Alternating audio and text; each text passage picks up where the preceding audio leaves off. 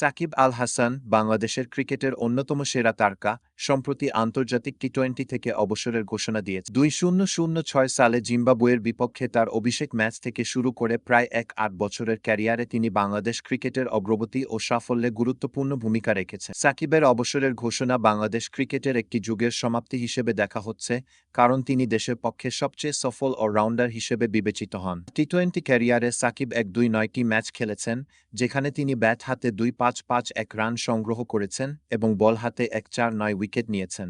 Batting গড় ছিল ২-৩ এবং বোলিং গড় ছিল ২-১।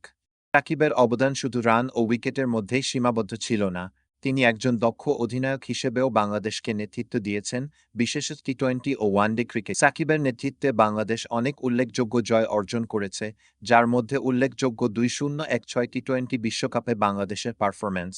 সাকিবের ক্যারিয়ারের বড় সাফল্যের মধ্যে রয়েছে ২০১৯ সালের ক্রিকেট বিশ্বকাপ, যেখানে তিনি অসাধারণ পারফরম্যান্স প্রদর্শন করেন। তিনি সেই টুর্নামেন্টে ৬-০-৬ রান করেন এবং ১-১টি উইকেট নেন, যা তাকে সেই বিশ্বকাপের অন্যতম সেরা পারফর্মার হিসেবে প্রতিষ্ঠিত করে।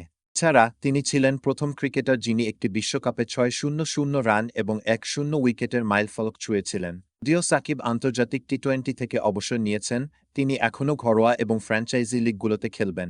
বিপিএল, আইপিএল এবং অন্যান্য লিগে তার পারফরম্যান্স এখনও তার ভক্তদের মাতিয়ে রাখতে সক্ষম। তিনি ঘোষণা দিয়েছেন যে তিনি টেস্ট ক্রিকেট থেকেও শীঘ্রই অবসর নেবেন, তবে ওয়ানডে ক্রিকেটে আরও কিছুদিন খেলবেন বলে আশা করছেন।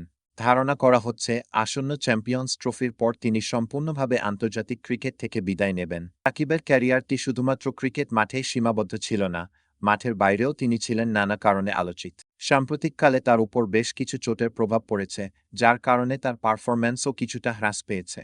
এছাড়া তিনি রাজনৈতিক কর্মকাণ্ডেও জড়িত ছিলেন এবং শেয়ার বাজার কেলেঙ্কারিতে জরিমানাও গুনতে হয়েছে। এসব বিষয় তার অবসর সিদ্ধান্তকে প্রভাবিত করেছে বলে ধারণা করা হচ্ছে।